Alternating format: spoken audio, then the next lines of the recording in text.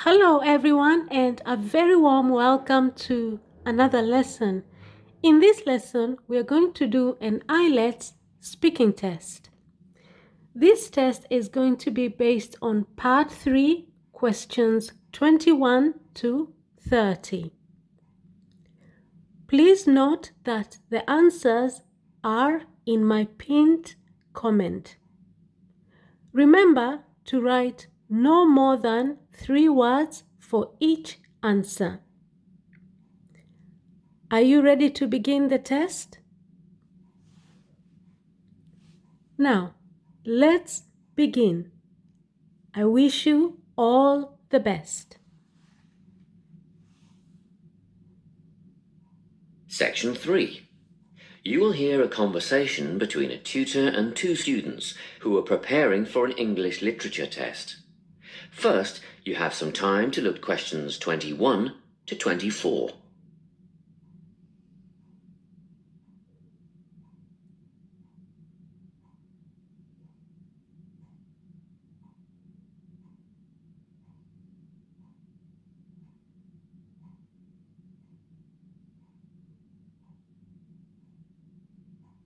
Listen carefully and answer questions 21 to 24.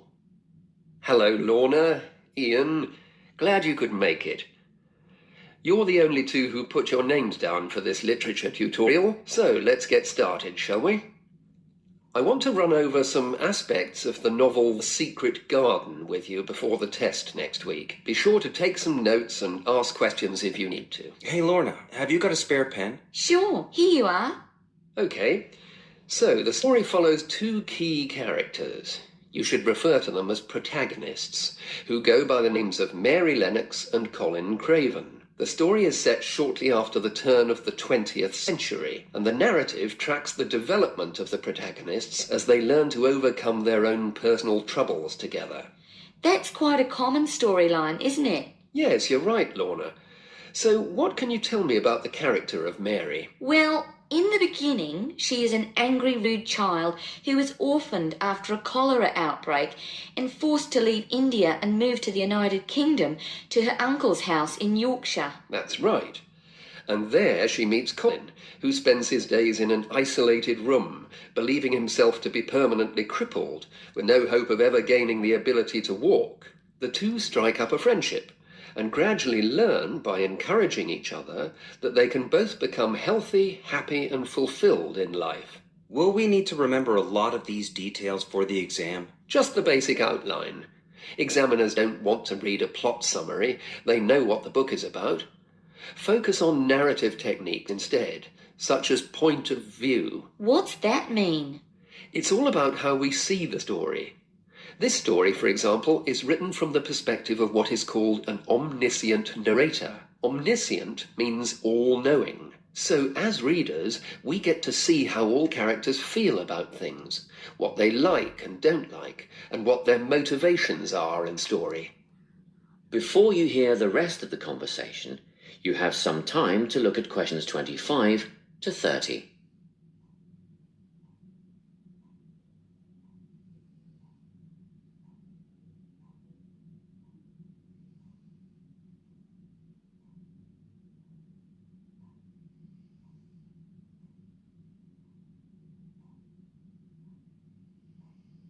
Now listen and answer questions 25 to 30.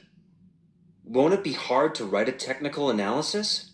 After all, it's a kid's book. Well, it was initially pitched at adults, you know, but over the years has become seen as a more youth-orientated work. And you're right in a sense. The simple vocabulary and absence of foreshadowing make the story very easy to follow and ideally suited for children. But that doesn't mean there isn't much to analyse.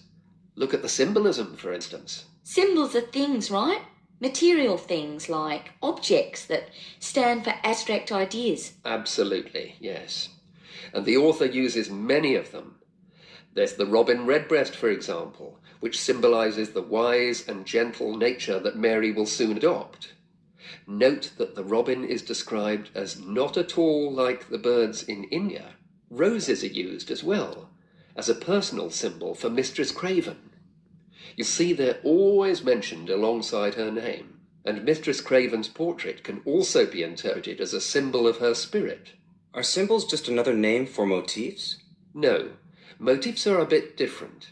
They don't have as direct a connection with something the way that a symbol does. Motifs are simply recurring elements of the story that support the mood. Are there any in this novel? Yes, two very important ones. The Garden of Eden is a motif. It comes up a few times in connection with the garden of the story. And then you've got the role that secrets play in the story. In the beginning, everything is steeped in secrecy, and slowly the characters share their secrets, and in the process move from darkness to lightness, metaphorically, but also, in the case of Colin, quite literally.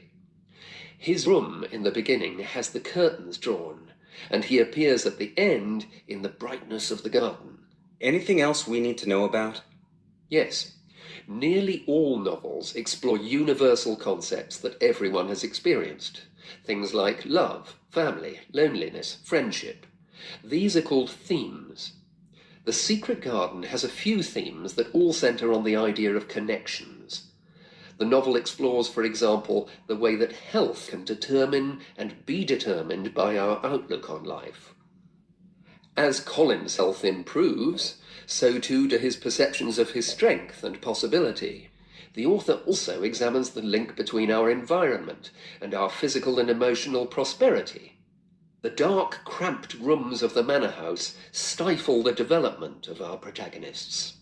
The garden and natural environments allow them to blossom, just as the flowers do. Finally, this book looks at connections between individuals, namely Mary and Colin. This necessity of human companionship is the novel's most significant theme, because none of their development as individuals would have occurred without their knowing each other. Well, that about sums it up, I think. That's a great help, thanks. Yes, thanks very much. That is the end of section 3. You now have half a minute to check your answers.